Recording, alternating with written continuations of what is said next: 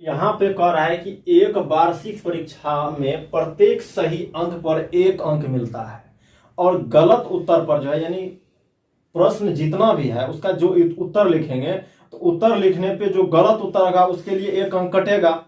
सही लिख देंगे, सही आंसर लिख देंगे तो उसके लिए 1 अंक मिलेगा।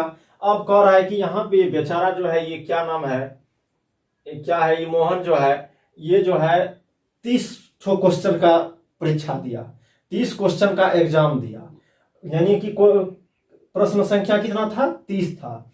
उसमें देखिए मोहन जो है 20 का सही उत्तर दिया, 20 का सही उत्तर दिया और 10 का गलत उत्तर दिया। बताइए उसको अंक कितना मिलेगा। तो क्लियर बात है कि जितना लिखेंगे, सही लिखेंगे तो उतना मिलेगा, यानी 1 पे 1 मिलेगा।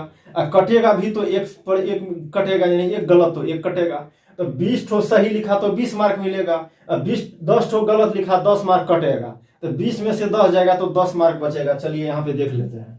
यहाँ पे लिखेंगे हल। अब हल में क्या क्या होगा देखिए। यहाँ पे लिखेंगे प्रश्नों की संख्या ये हो जाएगा कितना, 30।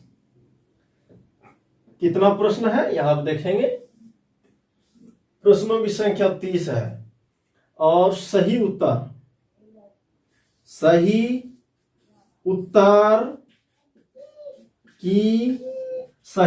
की संख्या ये हो गया क्या, 20, यानी 20 तो सही उत्तर लिखा।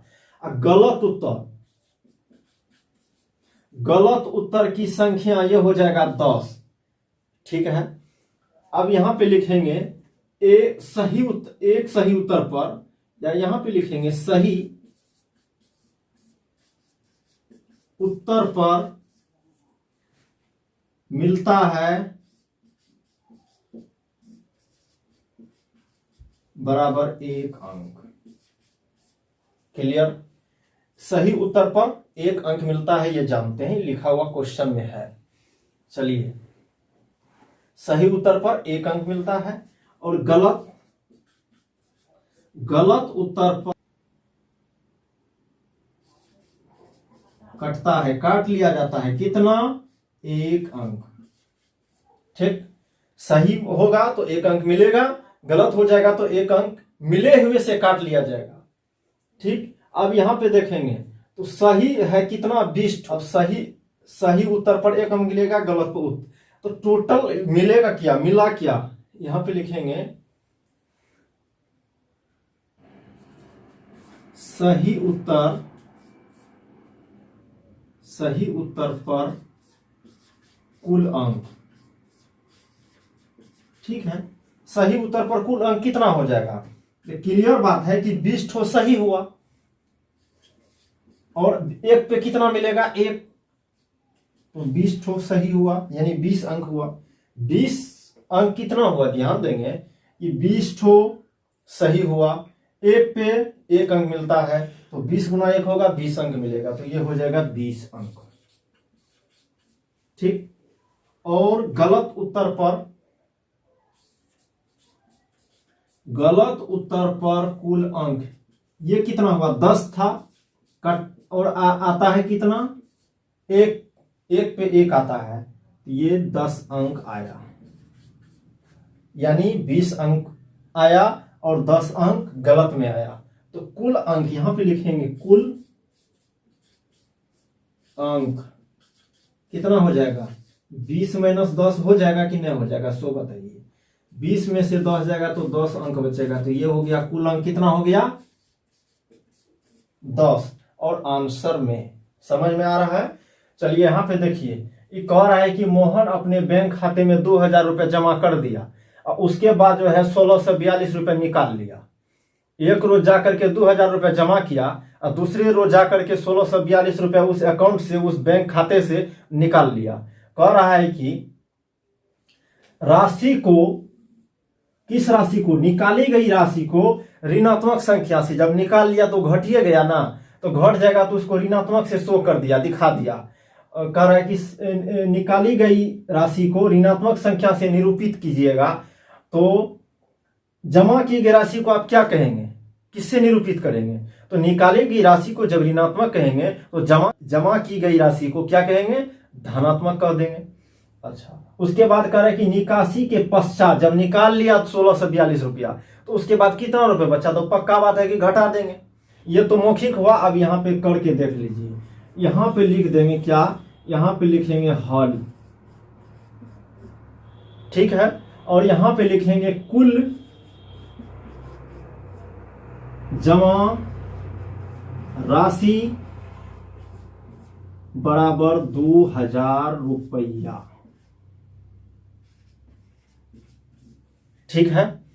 उसके बाद निकाली गई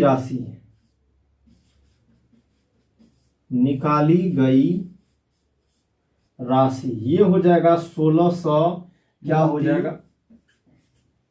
निकाली गई राशि ये हो गया। तो ये दोनों लिख दिए। उसके बाद देखेंगे यहां पे लिखेंगे निकाली गई राशि क्या क्या क्या, निकाली गई राशि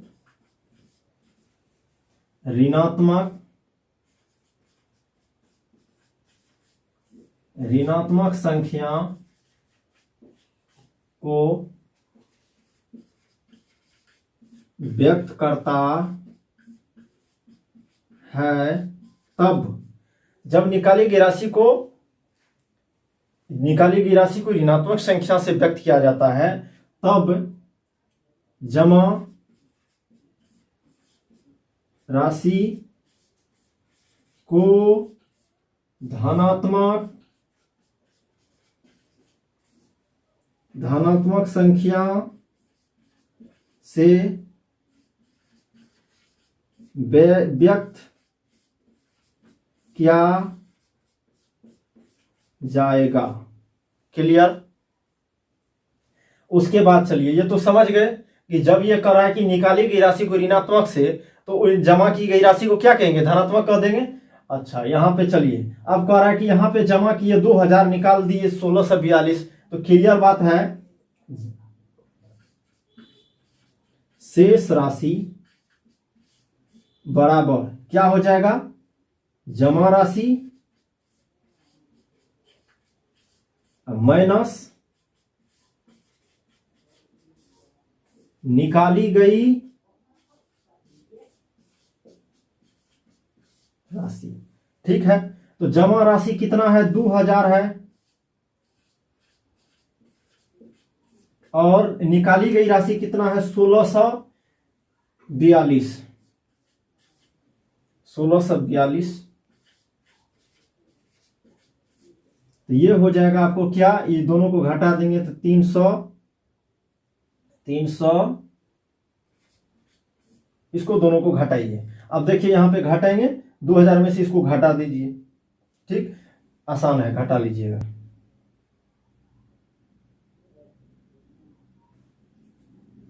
और ये हो गया आपको उत्तर। एक उत्तर यहां पे हुआ, एक उत्तर यहां भी, ये भी उत्तर में होगा, ठीक है। तो क्या करेंगे? इसको लिखेंगे,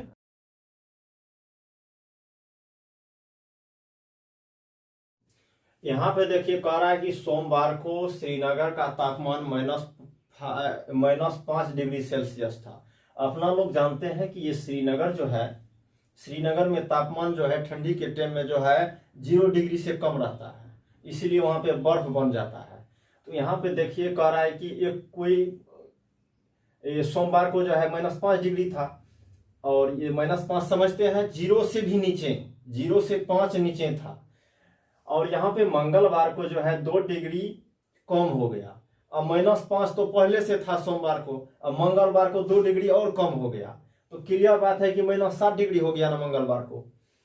तो कह रहा है मंगलवार को तापमान क्या था? तो -7 डिग्री होगा। बुधवार को 4 डिग्री बढ़ गया, अब -7 डिग्री था, और उसमें 4 डिग्री बढ़ गया तो -3 डिग्री हो गया। कब? तो बुधवार को। तो कहता है बुधवार का तापमान कितना था? क्लियर बात है। चलिए इसको हल करके देखते हैं। यहां पे लिखेंगे हल, और यहां पे लिखेंगे, देखेंगे यहां पे सोमवार को तापमान -5 डिग्री था, तो मंगलवार को तापमान यहाँ पे लिखेंगे सोमवार, सोमवार का तापमान बराबर में, ये जो छोटा सा ये देते हैं तो डिग्री होता है, ये सी जो होता है सेल्सियस होता है, तापमान को नापते हैं सेल्सियस में, डिग्री सेल्सियस में। अब देखिए सोमवार को तापमान इतना, और ये मंगलवार को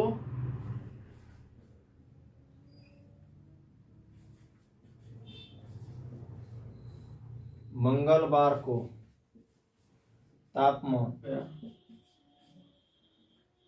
हो गया, ठीक है।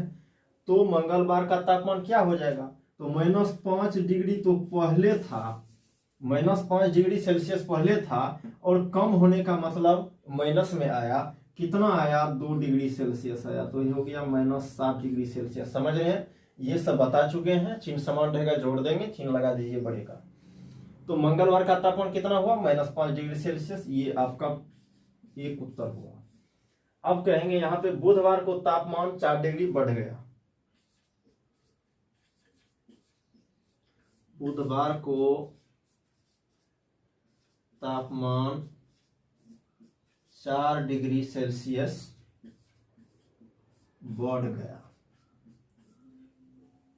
तो बुधवार का तापमान क्या बराबर, पहले कितना था, -7 डिग्री तो था, तो बुधवार का तापमान, अब देखिए मंगलवार को यहाँ पे देखेंगे, मंगलवार को तो है, यहाँ पे देखिए मंगलवार को -7 डिग्री था, बुधवार को क्या 4 डिग्री बढ़ गया, तो प्लस में आएगा ना, प्लस में आएगा तो चिन्ह समान है, घटा दीजिए माइनस का चिन्ह, -3 डिग्री सेल्सियस, और ये उत्तर। तो ये हो गया। अब कह रहा है कि बुधवार को तापमान, यहाँ पे मंगलवार का तापमान, तो यहाँ पे हो गया मंगलवार का तापमान -7 डिग्री सेल्सियस। उसके बाद कह रहा है कि तो बुधवार का तापमान कितना होगा, तो बुधवार का तापमान -3 डिग्री सेल्सियस, आंसर उत्तर हुआ। चलिए इसके बाद यहाँ पे देखिए, यहाँ पे कह रहा है कि समुद्र तल से हवाई जहाज की ऊंचाई 5000 मीटर है। अब देखेंगे यहाँ पे सपोज कर लीजिए कि यहाँ जो है, यहाँ पे ये समुद्र तल है, इसको कहेंगे समुद्र तल, समुद्र तल है, समझ रहे हैं। उसके ऊपर में ध्यान देंगे, एकदम ठीक ऊपर में यहाँ पे हवाई जहाज है, हवाई जहाज,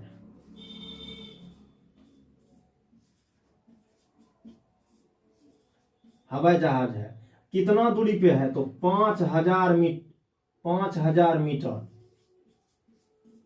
5000 मीटर है ये दूरी, ये पॉइंट जो है 5000 मीटर है। और जो है कह रहा है उसके बाद कि ये किसी बिंदु पर, अब मान लेते हैं मैं यही इसी बिंदु पे, ठीक, कोई एक बिंदु यहां लिए, इस बिंदु पे कह रहा है कि समुद्र तल से कोई पनडुब्बी समुद्र तल से 1200 मीटर, यानी यहां पे मान लेते हैं ये है समुद्र तल से नीचे पनडुब्बी,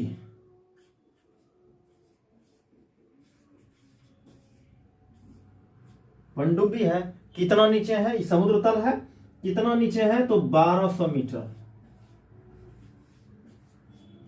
1200 मीटर ये दूरी है, ये दोनों की दूरी 1200 मीटर है। 1200 मीटर नीचे पनडुब्बी है कि कहां से, समुद्र तल से, और समुद्र तल से ऊपर में हवाई जहाज उड़ रहा है, कितना दूरी पे, तो 5000 मीटर पे। अब कह रहा है कि यहाँ देखिए पनडुब्बी और हवाई जहाज के बीच की ऊर्ध्वाधर दूरी, ऊर्ध्वाधर समझते हैं बिल्कुल सीधा, एकदम बिल्कुल सीधा होना चाहिए। तो कहता है कि ये जो है पनडुब्बी यहाँ पे है, हवाई जहाज यहाँ पे है, तो बीच की दूरी क्या होगा, तो अपना लोग सीधा सीधा समझिए, ये दूरी को और ये जो है यहाँ से यहाँ तक यहाँ की दूरी को जोड़ देंगे तो तभी न हो जाएगा पनडुब्बी और हवाई जहाज के बीच की दूरी। चलिए यहाँ पे लिखेंगे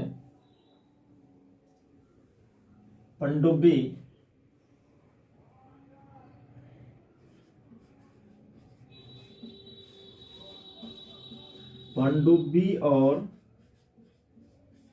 हवाई, यहाँ पे लिखेंगे हल लिख देंगे, पनडुब्बी और हवाई जहाज के बीच की दूरी बराबर क्या हो जाएगा? समुद्र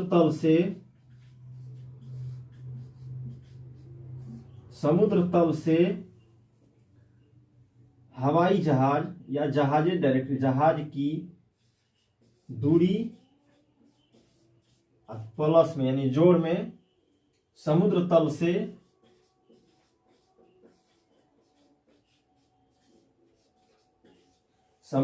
से पनडुब्बी की दूरी।